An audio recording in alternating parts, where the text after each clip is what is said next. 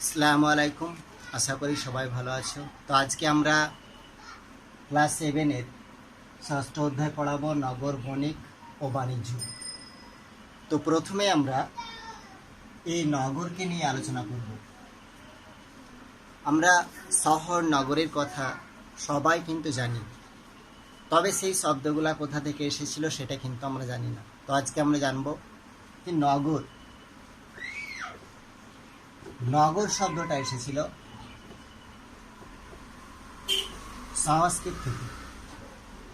সংস্কৃত থেকে এসেছিল নগর শব্দটা। আর শহর শব্দ এসেছিল ফরাসি শব্দ থেকে।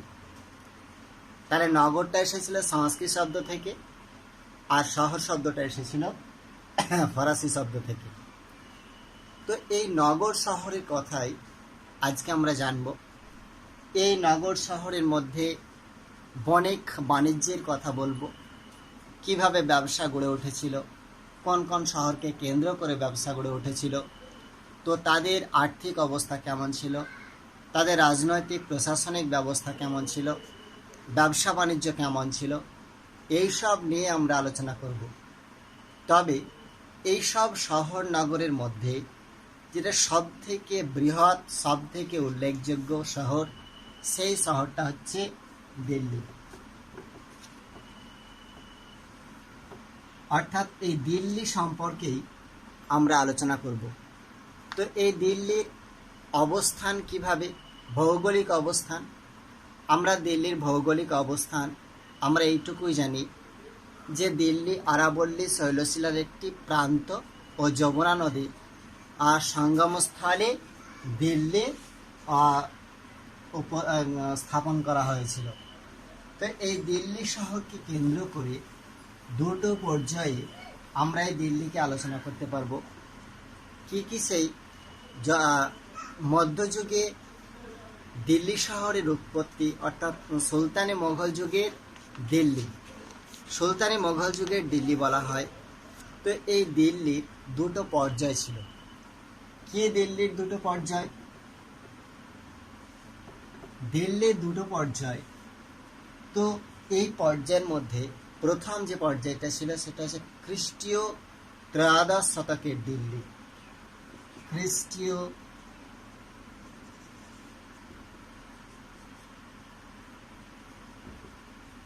ত্রয়োদশ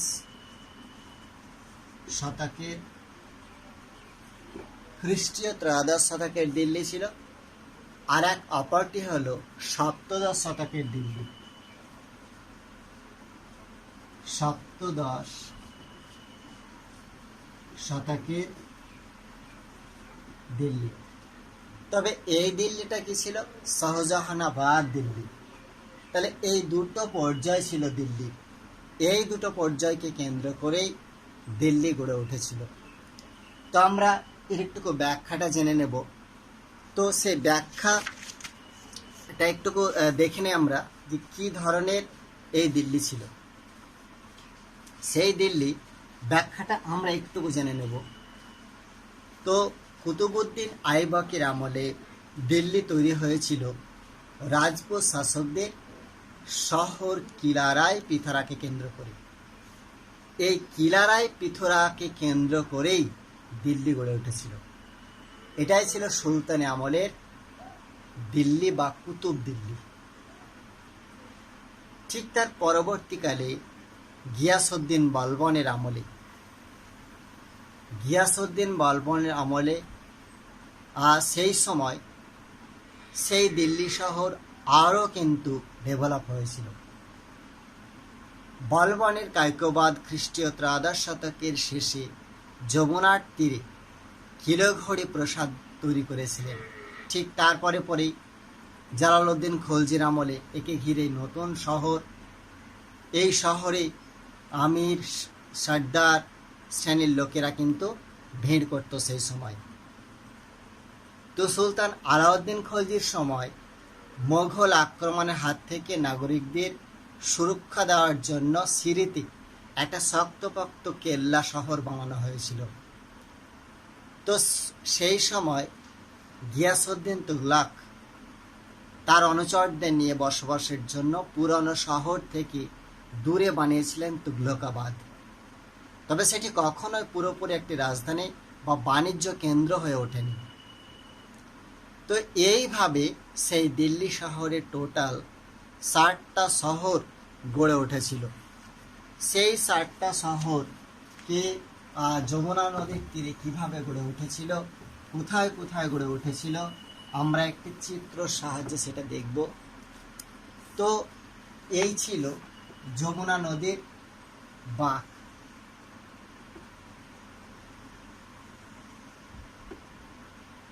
ঠিক এই জায়গাতে তৈরি হয়েছিল কি সে কিলারাই পিথরা।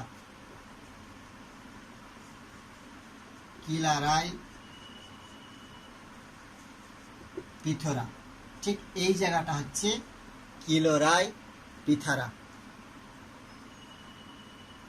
আর এই জায়গাতে তৈরি হয়েছিল সিরি। 2 নাম্বার হচ্ছে সিরি তৈরি হয়েছিল এখানে। ঠিক তার নিচে, ঠিক এই জায়গাতে যমুনা নদীর ঠিক পাশেই হয়েছিল তুগলকাবাদ।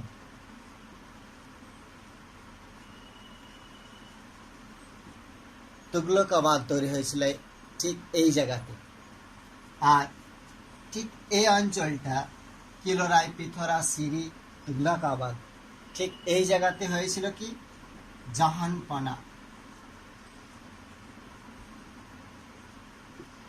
জাহানপাহানা শহর গড়ে উঠেছিল। আর ঠিক এই জায়গা যমুনা নদীর একদম তীরে ফিরোজ শহর কোটলা,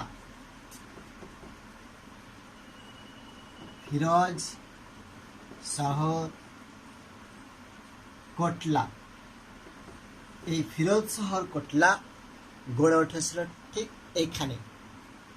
আর পুরনো কেল্লা ছিল ঠিক এই জায়গায়।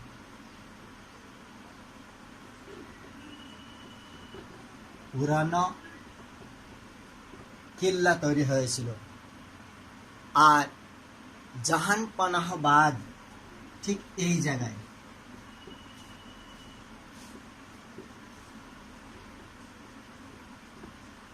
এটাই ছিল 7 নম্বর। তাহলে এই শহরটা কিন্তু এইটাই গড়ে উঠেছিল এইভাবে।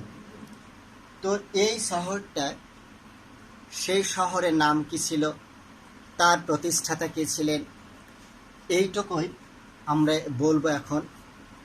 তো এই যে বললাম কিলারাই পিথরা, ঠিক এই জায়গাটা কিলারাই পিথরা, এর প্রতিষ্ঠাতা ছিলেন সেই সময় পৃথ্বীরাজ। আর পৃথ্বীরাজ ছিল চৌহান রাজবংশের। আর এই সিরি করেছিল, সিরির প্রতিষ্ঠাতা ছিল আলাউদ্দিন খলজি। তুগলকাবাদ 3 নাম্বার, গিয়াসউদ্দিন তুগলক, যিনি তুর্কি ছিলেন এবং তুগলক বংশের শাসক ছিলেন।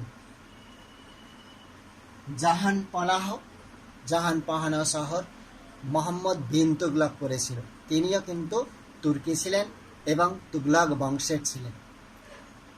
আর 5 নম্বর যেটা হচ্ছে ফিরোজ শাহ কোটলা।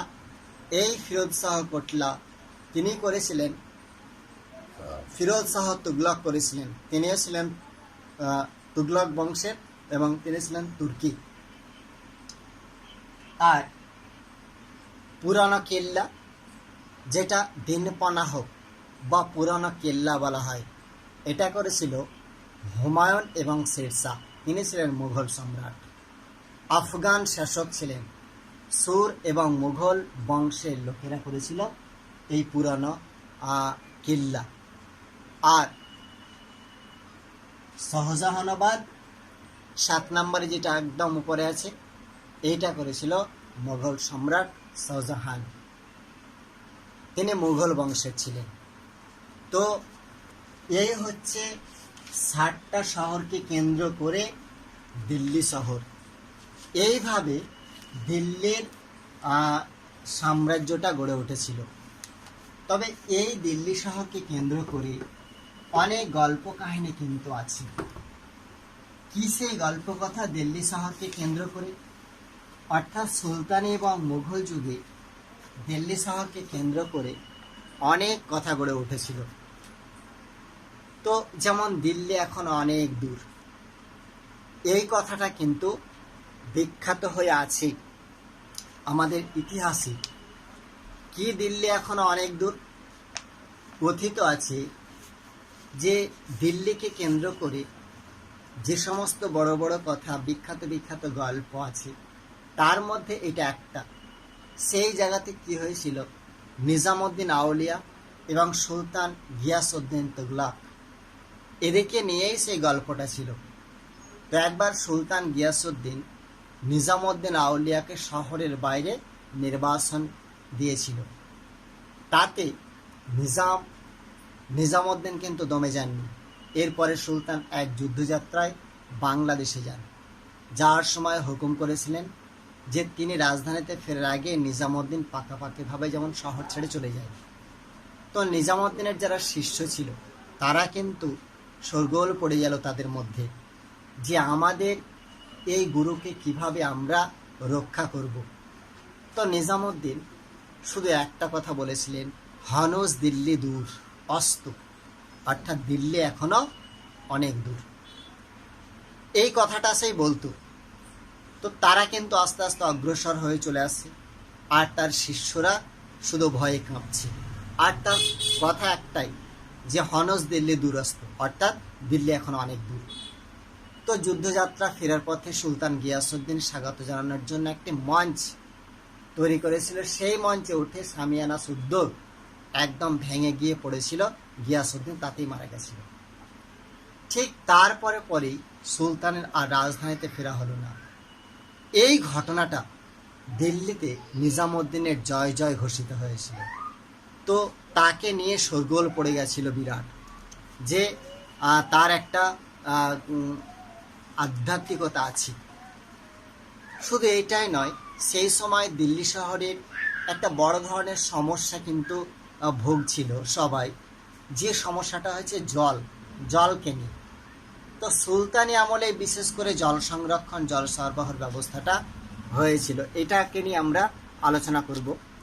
তো কি জলের সমস্যায় পড়েছিল? জলের সমস্যায় পড়েছিল তারা হৌজ বা তালাও, যাকে বলছে জলধারা। অবশ্য মনে রাখতে হবে হৌজ। হৌজ হচ্ছে তালাও বা জলধারা, ছিল দিল্লি শহরের সবচেয়ে জল সরবরাহের গুরুত্বপূর্ণ উৎস। তো সেই সময় সুলতানরা জলধারা খনন করতেন, সংরক্ষণ করতেন। তো তারা বর্ষার জলকে ধরে রাখত, নদীর জলকে ধরে রাখত, কিন্তু এই দিয়ে তো হয় না। তো সেটা সংস্করণ করা হয়েছিল। সুলতান ইলতুৎমিশ করেছিলেন হৌজ-ই শামসি। হৌজ-ই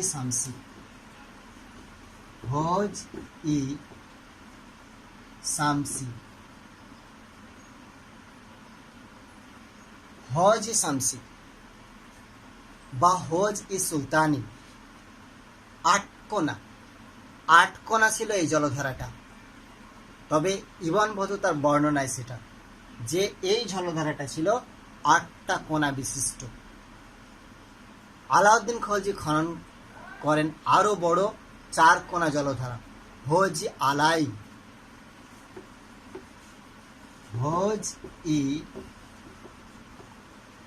আলাই। এটা আরো বড় ধরনের একটা হৌজ বা জলধারা। পরে এর নাম হয়েছে হৌজ-ই খাস। তো গিয়াসউদ্দিন তুগলক বানানো তুগলকাবাদে আরেকটি জলধারা তৈরি করেছিল, সেখানে উচ্চ বাঁধ দিয়ে জলধারা তৈরি করা হতো। আবার উল্টো দিকে সুলতানের রাষ্ট্রের বিরোধী স্থানীয় শহরে সেই সময় হৌজ-ই শামসি মানে বাঁধ দিয়ে বানানো হয়েছিল। তো এইভাবে জল সংরক্ষণের ব্যবস্থা হয়েছিল কিন্তু এই দিল্লি শহরকে কেন্দ্র করে। তো দিল্লি শহরকে কেন্দ্র করে আমি আগেই বলেছি যে অনেক গল্প কথা আছে। তো সেই সময় সুলতানি এবং মুঘল যুগে দিল্লি শহরকে কেন্দ্র করে প্রচুর আধ্যাত্মিক কথাও আছে, এবং সেগুলো আমাদের ইতিহাস হয়ে রচিত হয়ে আছে। তো আমরা এই যে গুলো জানলাম সেগুলো সবই হচ্ছে ওই খ্রিস্টীয় ত্রয়োদশ শতকের, এবং আমরা সপ্তদশ শতক অর্থাৎ যে সময় মুঘল সাম্রাজ্য ছিল ঠিক সেই সময়টাকে একটু আলোচনা করব। তো সেই সময়তে বিশেষ করে আকবরের শাসনকালে মুঘল সাম্রাজ্য শাসন কেন্দ্রিক বরাবর বদলেছিল। দিল্লি সুলতানের মতো এখানে কোনো ভৌগোলিক এলাকা ক্ষমতাকে কেন্দ্র ছিল না। মুঘল শাসকরা কোথায় অবস্থান করছেন সেটা ছিল তাদের গুরুত্বপূর্ণ। তো মুঘল আমলে আগ্রা, ফতেপুর সিক্রি, এলাহাবাদ, লাহোর প্রত্যেকটি শহরে ছিল অতি সুরক্ষিত এবং প্রায় দুর্ভেদ্য দুর্গ নগরী এবং অথবা শাসন কেন্দ্রিক। তো সেই সময় তারা ফতেপুর সিক্রি নির্মাণ করেছিল। সেখানে কিন্তু জল সংরক্ষণের ব্যবস্থা ছিল এবং রাস্তাঘাট ভালো ছিল। এইভাবে কিন্তু মুঘল আমলে বিভিন্ন শহরকে কেন্দ্র করে এই সবগুলা কিন্তু গড়ে উঠেছিল। তো দিল্লির লালকেল্লা সেই সময় গড়ে উঠেছিল। লালকেল্লা আয়তন আগ্রার দুর্গের দ্বিগুণ ছিল। এর পূর্ব দিকে যমুনা নদী এবং পশ্চিমে পাখিরা। দুর্গের 4টি বড় দরজা, 2টো ছোট দরজা, তারপরে 21টি ভুজভুজ ছিল। দুর্গের মধ্যে এক ভাগে ছিল রাজপরিবারের অবস্থান, অন্যদিকে ছিল বিভিন্ন দপ্তর। তো এই সময়ে 91 লক্ষ টাকা খরচ করে এটি বানানো হয়েছিল। তো সে যাই হোক, তো সেই সময় বিশেষ করে শাহজাহানের আমলে আবার দিল্লি সুলতানের আমলে যে শহরগুলি গড়ে উঠেছিল তার থেকে খানিকটা দূরে যমুনা নদীর পশ্চিমে একটা উঁচু জায়গায় শাহজাহান বাঁধ গড়ে উঠেছিল। বাদশাহ শাহজাহান সুলতানের আমলে দিল্লি শহরের ধ্বংসাবশেষ যেগুলো ছিল রাজধানী হিসেবে বেছে নেননি সেইটা। তো সে যাই হোক, সেই শাহজাহানাবাদ দিল্লি যমুনা নদীর পাড়ে আগ্রা ভেঙে সেই সময় ভেঙে আগ্রা শহর ক্রমশই ক্ষতিগ্রস্ত হচ্ছিল এবং পড়ে যাচ্ছিল। শহরের পথঘাট সব জনশূন্য হয়ে পড়েছিল। আগ্রার প্রাসাদ দুর্গ মুঘল বাদশাহদের জাঁকজমক অনুষ্ঠানের জন্য যথেষ্ট বড় ছিল না। সেই জন্যেই তারা সেখান থেকে তৈরি করা হয়েছিল শাহজাহান বাঁধ। এতে ভারতের রাজধানী দিল্লি শহর যে গুরুত্ব তাকে কিন্তু অস্বীকার করা হলো। অর্থাৎ শাহজাহানাবাদ তৈরি হয়েছিল 1639 খ্রিস্টাব্দে, আর 1648 খ্রিস্টাব্দে শাহজাহান আগ্রা থেকে সেখানে চলে এসেছিলেন। শুধু এটাই নয়, দিল্লিকে কেন্দ্র করে চাঁদনি চকের গল্প কিন্তু দিল্লি শহরকে কেন্দ্র করেই গড়ে উঠেছিল। লালকেল্লা থেকে সেখানে জাহান আরা বেগমের চক পর্যন্ত বিস্তৃত বাজারের উপর দিয়ে একটি সরাইখানা বা বাগান এবং দক্ষিণে একটি স্নানাগার সেই সময় তৈরি হয়েছিল শাহজাহানের কন্যা জাহানারার সময়। তো সেই জনশ্রুতি হলো চাঁদনি জলের আলো পড়ে চিকচিক করে বলে ওই জায়গার নাম চাঁদনি চক। আবার এখানে কি হয়, এও গল্প আছে যে বাজারে সেই সময় সোনা রূপা টাকার ঝিলিকের জন্য চাঁদনি চক নামটি তৈরি করা হয়েছিল। তবে কিভাবে কেন তৈরি হয়েছিল চাঁদনির চক এটা কিন্তু আমরা কেউই জানি না। তো সে যাই হোক, দিল্লি শহরকে কেন্দ্র করে আমরা বললাম অনেক শহর নগর গড়ে উঠেছিল, তার অনেক ইতিহাস সম্পর্কে আমরা জানলাম। তারপরে সেইখানে আবার বিভিন্ন সাধকদের কথা আমরা জেনেছি, যেমন সাধক শেখ নাসিরুদ্দিন চিরাগি দিল্লি বা দিল্লির প্রদীপ, দিল্লির আলো হিসাবে পরিচিত ছিল সেই সময়। তো সে যাই হোক, অনেক সাধকের কথা, তারপরে অনেক পর্তুগিজ, অনেক পর্যটক, তারপরে ইংরেজদের লোক সেই সময় কিন্তু মুঘল আমলে এসেছিল। তারা এই বিভিন্ন শহর দেখে আপ্লুত হয়েছিল। তো সেই শহরের জল ব্যবস্থা, জল নিষ্কাশনী ব্যবস্থা সব কিছু সুন্দর ভাবে কিন্তু গড়ে উঠেছিল এই দিল্লি শহরকে কেন্দ্র করে। তো সে যাই হোক, আমরা নগর সম্পর্কে অনেকটাই আলোচনা করলাম। সুলতানি এবং মুঘল যুগের যে দিল্লি শহর, সেই দিল্লি শহরকে কেন্দ্র করে অর্থাৎ দিল্লি নগর শহরকে কেন্দ্র করে আমরা অনেক কথা আজকে বললাম। আমরা সামনের ভিডিওতে অর্থাৎ আরেকটা ভিডিওতে বণিক এবং বাণিজ্যের কথা জানবো। এই পর্যন্ত।